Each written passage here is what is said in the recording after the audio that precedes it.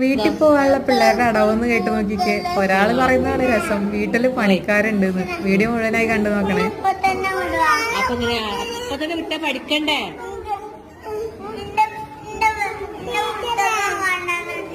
പുസ്തകം കൊണ്ടുവന്നിട്ടില്ലേ? നാളെ വരുമ്പോ കൊണ്ടുവന്നാ മതിട്ടാ.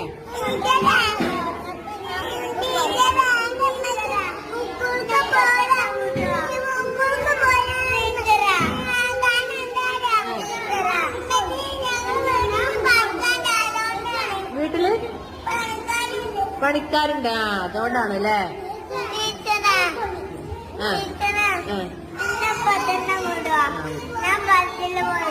ഓക്കെ